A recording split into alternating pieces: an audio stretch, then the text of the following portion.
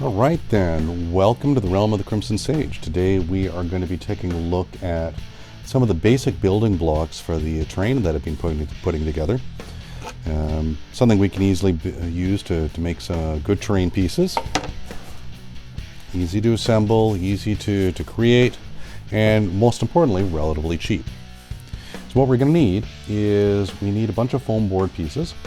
So these are all pre-cut to 4x4. They're basic foam board. You can go get this at the dollar store and slice it up yourself. So that's a nice big pile there. And we're going to need some popsicle sticks. Now I have chopped off the ends of these, those rounded ends, using a jigsaw, but you can also use some clippers to make the cuts. And we're going to get a couple pieces for the sides. Oop, that's a broken one. A couple pieces of the sides, couple pieces for the top, and one for the middle. So that it's going to look like this. We've got basically beams along the side, solid pieces along the top and bottom, and a reinforcing piece in the middle. So all this is really important because one of the nice things about foam board, of course, is that it's fairly pliable. It's relatively inexpensive. However, if you get it wet, say if you put glue or paint on it, the paper that surrounds the foam itself tends to warp. And that'll completely mess up how the actual shape of the piece. So we need to add the reinforcements of the actual wood popsicle sticks on the outside. And that's really what we're going to be setting up now during this session. All right, so we also need, of course, our hot glue gun. And I've got my pieces laid out. Let's get started. I'm going to start, of course, just by putting a bead of hot glue along one side there.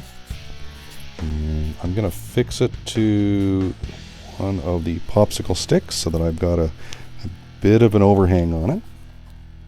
Make sure that it's lined up correctly. That's nice. Okay, that's good. I have a little bit of overage on that, so if I have the overage, I can just take my trimmers and I can trim it off so it's even. I then want to put another piece on the back here. This is to provide a bit of support for the actual shape of the foam board, as well as, it provides a nice aesthetic look. These are supposed to look like buildings after all, and not all buildings are completely flat. So there we go on that one, and I'm going to repeat the thing on the other side.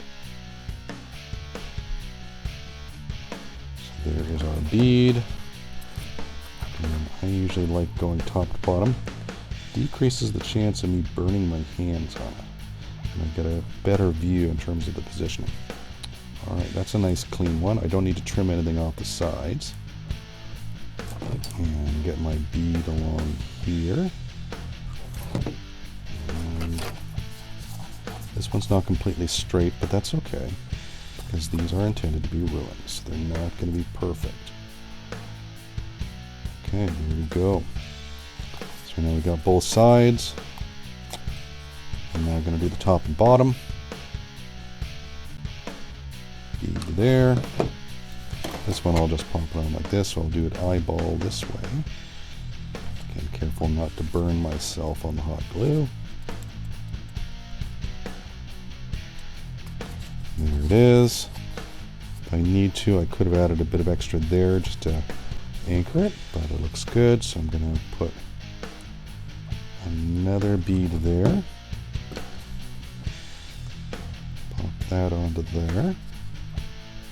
Yep, good. Another nice line inside, nice and flat. So that's the basics part, and now I want one more. Make sure that it actually fits in there. Okay, I'm going to have to trim that a tiny bit. Get my trimmer. A little bit off that. A tiny bit more. There we go. Now that will fit nice and snug. Perfect. So I'm going to put some almost out of glue on this. So pop in another cartridge of glue. And let's get the bead in the middle. Pop that thing down there. That's a nice break on that. That'll look great from a ruins perspective.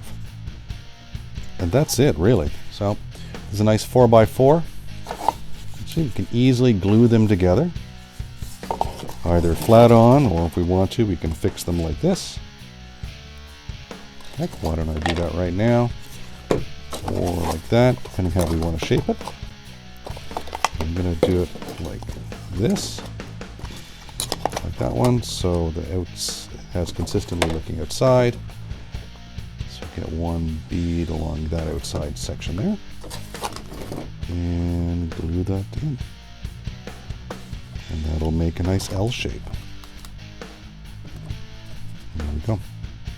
And there we can paint it. We can do all sorts of different things that we like with it. And really, that's it. That's how quick and simple this is. So this unit probably cost maybe about not even $1 to produce. And it will be used towards creating the table that we're setting up. All right, so that's it for today. I am, of course, Mark at the Realm of the Crimson Sage. And next we're going to be taking a look how to actually assemble these into bigger buildings and turn some of them into a bit of ruined pieces. But that'll be for another day. Thanks a lot for joining me, and we'll see you again next time.